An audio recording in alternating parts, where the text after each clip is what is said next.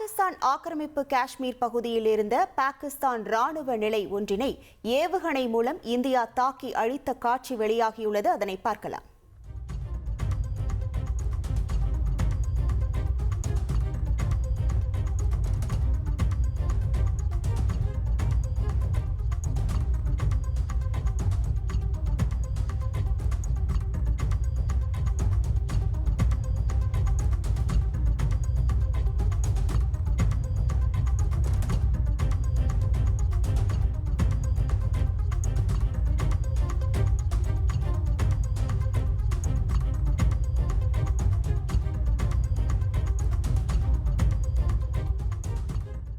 இது தொடர்பான முழு விவரங்களோடு இணைகிறார் நமது செய்தியாளர் ரமேஷ்குமார்.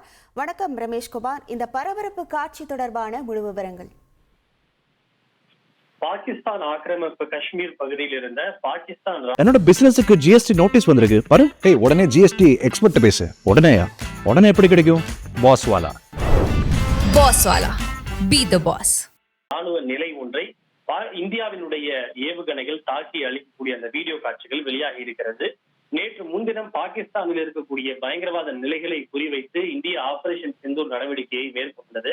ஆபரேஷன் சிந்தூர் என்பது முழுக்க பயங்கரவாதிகளுடைய முகாம்களை மட்டுமே குறிவைத்து நடத்தப்பட்டதாகவும் பாகிஸ்தான் ராணுவ முகாம்கள் எதையும் தாக்கப்படவில்லை என்று இந்தியா ஒரு விளக்கம் ஒன்றை கொடுத்திருந்தது. இருப்பினும் அவற்றை ஏற்காத பாகிஸ்தான் இந்தியாவின் மீது தொடர்ந்து அத்துமீறி தாக்குதல் நடத்தியது. குறிப்பாக இந்தியாவினுடைய ராணுவ நிலைகளின் மீது அத்துமீறி பாகிஸ்தான் தொடர்ந்து தாக்குதலை அரங்கேற்றி வருகிறது.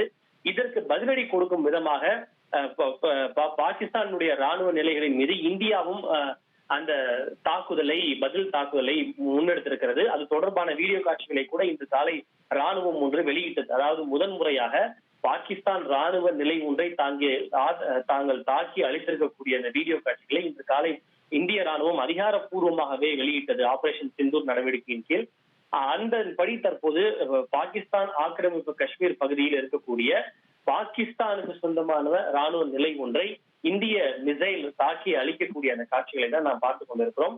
நாம் பார்க்கலாம் எந்த அளவுக்கு அது வீரியமாக இருக்கிறது. இந்தியாவினுடைய ஏவுகணை தாக்குதலில் அந்த ராணுவ நிலைகள் எப்படி தூளாக சிதறி போகிறது என்கிற அந்த காட்சிகளை நாம் பார்க்க முடியும். இதன் மூலம் பாகிஸ்தானுக்கு நேரடியாகவே இந்தியா அந்த தங்கள் ராணுவத்திற்கு எதிராக தாக்குதலை முன்னெடுத்திருக்கிறோம் என்கிற பதிலை இந்திய ராணுவம் சொல்லாமல் சொல்லி இருக்கிறது என்றே நாம் பார்க்க வேண்டும்.